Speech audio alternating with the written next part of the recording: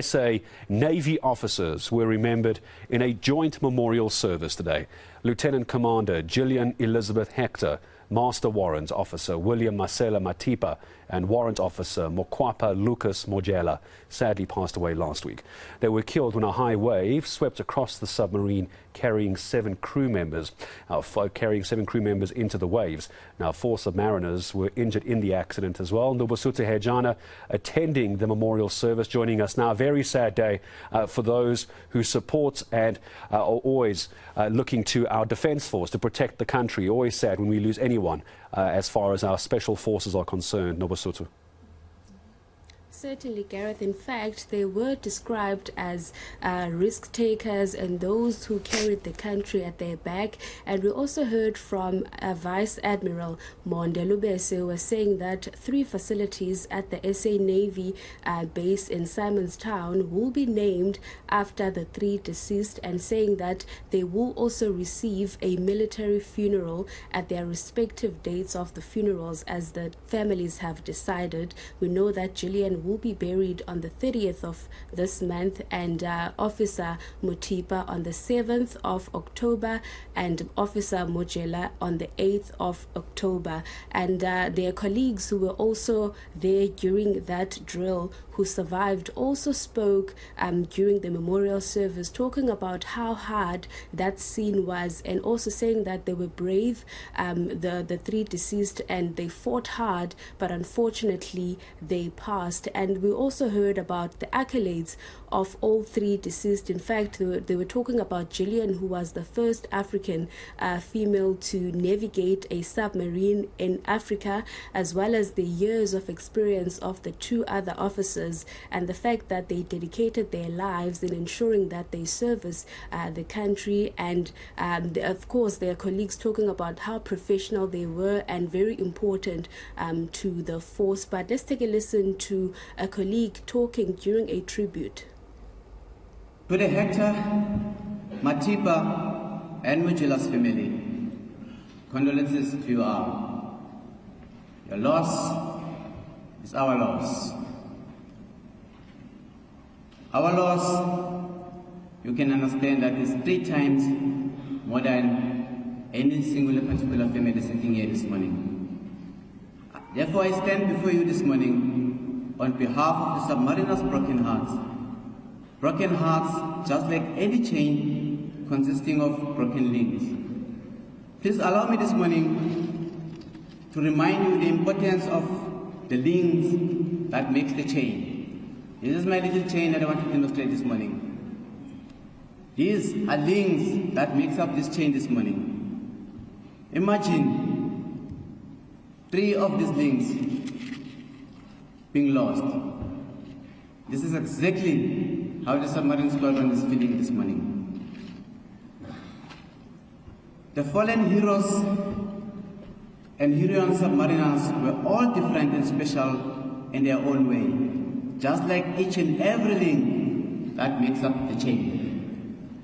My fellow submariners, yes, our submarine family chain is broken and nothing seems to be the same. So Nobesuthu, obviously a massive loss to our defence force here in South Africa as well. Give me a sense then, as you take us to another part of the tribute from today, give me a sense as to what the reaction has been from the community as far as the SA Navy is concerned. We also heard, Gareth, from the families of the 3 deceased, where the brother of Gillian, Stuart Malo, spoke, and he was very emotional, describing how Gillian was growing up and how she enjoyed working for the SA Navy, and the fact that, she leaves behind a very young child. And we also heard from the 2 other families.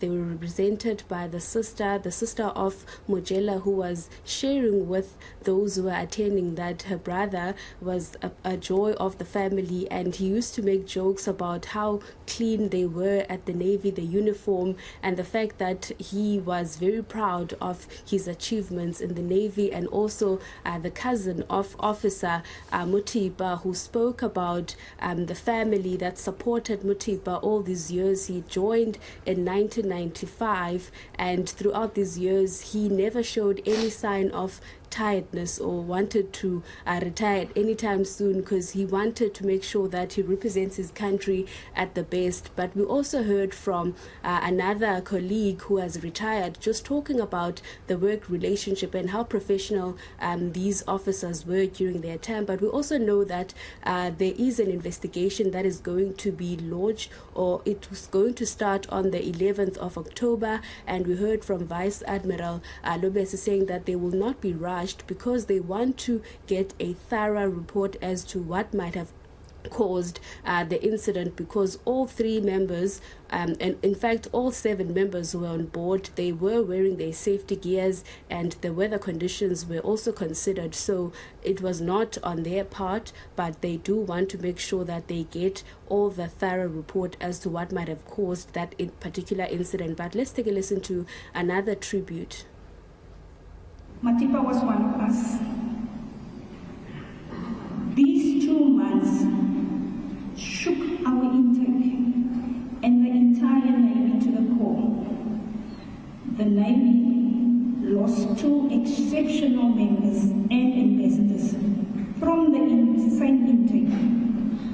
On Sunday, 30 July, we sadly lost Penny, Warrant Officer 1.